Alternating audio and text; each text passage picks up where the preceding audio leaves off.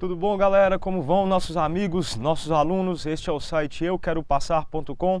Nós estamos aqui no nosso curso de Direito Administrativo, falando essencialmente sobre contratos administrativos. Nós já começamos a ver os contratos administrativos, nós vimos seus requisitos, nós vimos as formas de anulação, nós vimos como ele deve ser executado. Agora nós vamos ver um pouco mais dos contratos administrativos, porque a necessidade deles é muito grande dentro dos atos da administração pública. Portanto, os contratos administrativos, eles são fontes que geram direitos tanto para os administrados como para a própria administração pública. Então é interessante para a gente estar trabalhando um pouco mais profundamente os contratos. Correto, pessoal? Então, desde de início, já nós vamos trabalhar com a inexecução do contrato. O que acontece na administração pública quando é feito o contrato e esse contrato não é executado? Ele pode não ser executado totalmente ou em partes, ou ele pode deixar a desejar na sua prestação e na sua forma de execução. Ou seja, eu posso estar diante de um contrato de obra pública que ele pode não ter sido feito, que ele pode ter sido só feito a metade ou parte, ou então que a sua execução, que a construção dessa obra pode não ter atendido a todos os requisitos elencados no edital dessa licitação, nesse certame licitatório. Correto, pessoal? Então, a inexecução é o quê? É o descumprimento de suas cláusulas, no todo ou em parte. Pode ocorrer por ação ou omissão culposa ou sem culpa, de qualquer das partes. Ou seja, pessoal, a inexecução do contrato ela pode acontecer como? Qualquer uma das duas partes ela pode ocorrer na inexecução. Essa inexecução ela pode ser feita através de uma omissão ou através de uma ação. Eu posso deixar de fazer alguma coisa que está requerida no certame licitatório. Correto, pessoal? Nós também temos que, no todo ou em parte. É muito importante a gente saber que esse descumprimento ele pode acontecer tanto dentro da obra toda, como em só uma parte dessa obra, correto, pessoal? Existem algumas causas que são justificadoras para a inexecução desse contrato. Por exemplo, eu posso ter que um dos principais materiais para a construção dessa obra, cimento ou concreto, ele pode ter tido uma sobrecarga tributária pelo governo. Isso vai vir o quê? Vai aumentar a onerosidade desse contrato. Para quem? Para quem está pagando o serviço e também para quem está fazendo o serviço. Tá? Tanto o tomador, o contratante como o contratado. Isso pode gerar um ônus maior, que faz com que o contrato não seja viável para algumas dessas partes. Correto? Então nós temos aqui como cláusulas justificadoras, nós temos algumas teorias, correto? Mas antes da gente entender ela, a gente tem que entender o que são causas justificadoras. Causas justificadoras são causas que permitem justificar o descumprimento do contrato por parte do contratado. A existência dessas causas pode levar à extinção ou à revisão das cláusulas contratuais. Ou seja, já que existe uma questão justificadora, ela pode fazer o quê? Ela pode tanto extinguir o contrato como rever esse contrato. Ok, pessoal? Então nós vamos trabalhar com as 5 principais teorias das causas justificadoras para a inexecução do contrato. Pessoal, elas são quais? Teoria da imprevisão, o fato do príncipe, o fato da administração, o caso fortuito e a força maior. Tá, pessoal? Então nós já vamos entrar logo na teoria da imprevisão. Pessoal, como o próprio nome já diz, a teoria da imprevisão ela trabalha com eventos imprevistos, tanto pelo contratado como pelo contratante, correto? E é a teoria que mais é cobrada em concursos públicos, pessoal. Então, a teoria da imprevisão, ela pressupõe situações imprevisíveis que afetam substancialmente as obrigações contratuais, tornando-as excessivamente onerosas o seu cumprimento. Então, pessoal, nós já temos o que aqui, para a gente poder entender quando cabe a teoria da imprevisão. Pressupõe situação imprevisível, um requisito. Tem que afetar substancialmente as obrigações contratuais. É o segundo requisito. E o terceiro requisito é a excessividade do pagamento, a excessividade mediante as novas cláusulas que vão acontecer no cumprimento do contrato. Tá? É a aplicação da antiga cláusula Rexic Stantibus, ou seja, o contratado não permanece em vigor se houver mudança da situação existente no momento da celebração.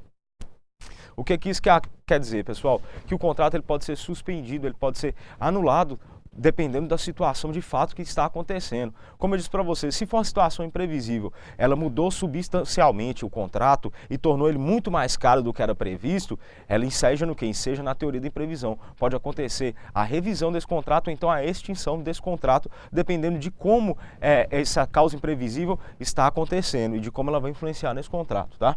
Então, a aplicação da teoria da imprevisão, ela serve para quê? Ela serve para permitir o restabelecimento do equilíbrio econômico-financeiro do contrato administrativo. Se eu tenho uma onerosidade grande demais por conta de um pagamento de de cimento ou de qualquer construção nesse contrato público ao qual nós estamos falando, o que acontece? Nós precisamos restabelecer essas condições financeiras para ser valioso para alguém e para o outro, tá? Então, é uma questão muito imprevisível que pode acontecer, tá bom, pessoal? Nós temos também a teoria do fato do príncipe, que ela também é chamada de alha administrativa, tá? E é uma medida de ordem geral praticada pela própria administração pública, não relacionada diretamente com o contrato, mas que nele repercute. O que é isso, pessoal? A administração pública ela vai tomar uma decisão que ela não vai influenciar diretamente no contrato, mas por conta dessa decisão da administração pública, alguma situação fática vai mudar e vai acabar tornando esse contrato oneroso demais para a sua execução. O exemplo é, como eu disse, uma sobrecarga tributária em cima de um dos principais itens utilizados para a construção do contrato público, como, por exemplo, o cimento ou o concreto. Se o Estado onera demais esses itens, o que acontece? Eu que vou precisar comprá-los, vou precisar pagar um valor a mais. Isso vai acabar fazendo o quê? Vai acabar fazendo um desequilíbrio financeiro e econômico dentro do contrato e vai acabar tornando inválido para mim. Minha empresa não vai auferir lucro com esse contrato. Então, ele para mim não é interessante, tá? Então, a teoria ela trabalha com o quê? Ela trabalha com a medida de ordem geral da própria administração, pessoal, não relacionada com o contrato, mas que nele irá repercutir e provocando um desequilíbrio econômico-financeiro em detrimento do contratado. E somente do contratado, pessoal. Se a própria administração pública ela faz um ato indireto para que possa onerar esse contrato, ela estaria se prejudicando e prejudicando a coletividade. E nós temos o que eu disse para vocês quando a gente interpreta um contrato administrativo. O contrato administrativo ele não pode ser interpretado de modo a prejudicar a coletividade. E quem está aqui prestando serviço é um membro da coletividade, então ele não pode ser prejudicado. A administração pública ela não pode se utilizar da própria má-fé, tá, pessoal? Por isso, que é em função do contratado. Eu pus o exemplo aqui, medida governamental que discute a importação de matéria-prima necessária à execução do contrato. Tá? Então, se eu onero esse contrato mais, ele não tem por que existir, principalmente por parte do contratado. Tá bom? Nós temos o ato da administração, que é o quê? É toda ação ou omissão do poder público, que incidindo direta e especificamente sobre o contrato.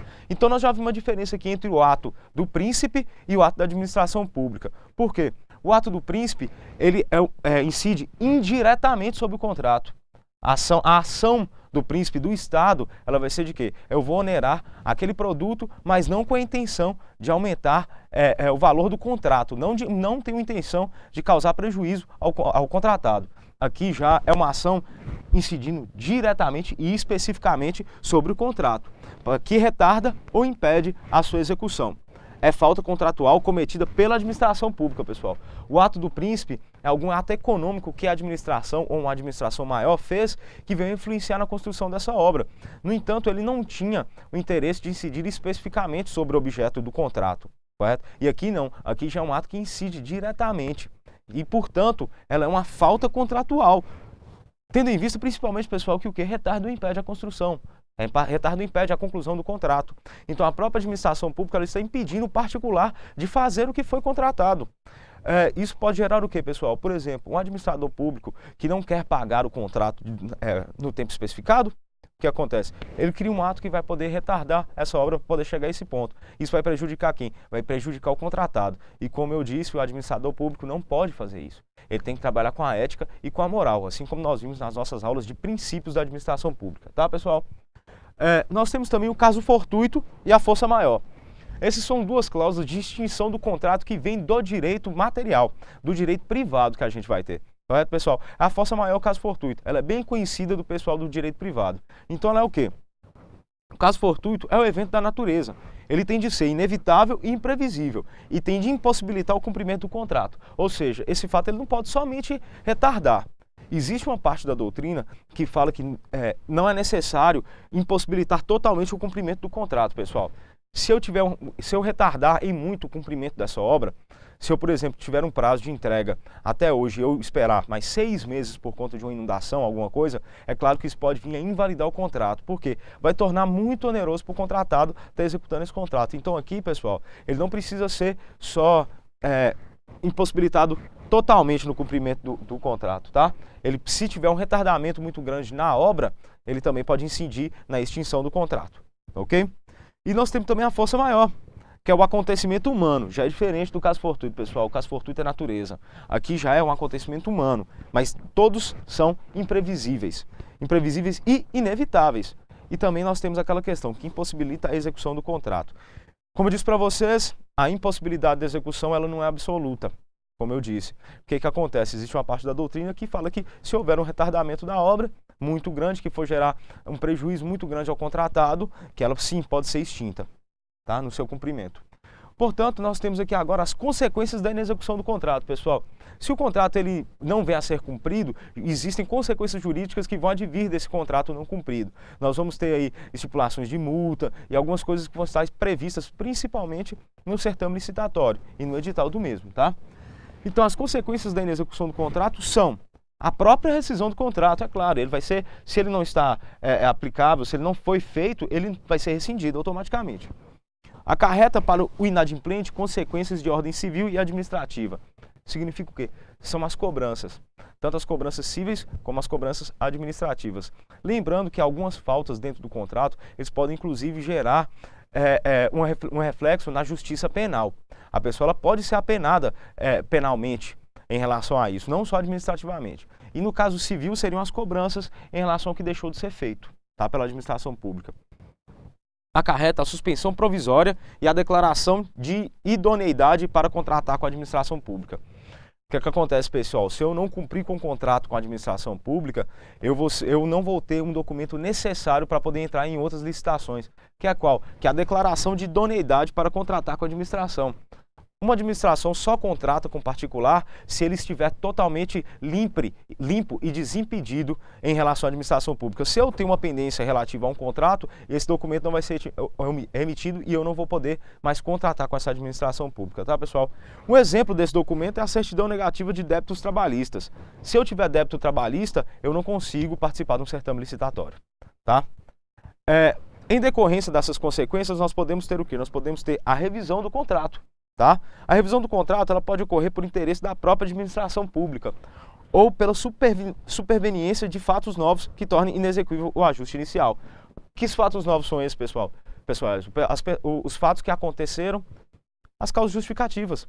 Elas podem vir a modificar o contrato, causando o quê? Uma revisão desse contrato. É necessário o contrato ser adequado para que ambas partes sintam a necessidade do cumprimento desse contrato e também para que cheguem o objeto desse contrato seja cumprido, né? Então, a revisão desse contrato ela serve como a causa de ajuste de fatos novos, em virtude desses fatos novos. Então, eu vou ajustar o contrato a esses fatos novos. Por exemplo, eu vou reajustar o preço a ser pago e coisas do tipo. Pessoal, nesse caso, nós só vamos ter a revisão por conta de dois requisitos. O interesse da administração e a superveniência de fatos, como eu disse.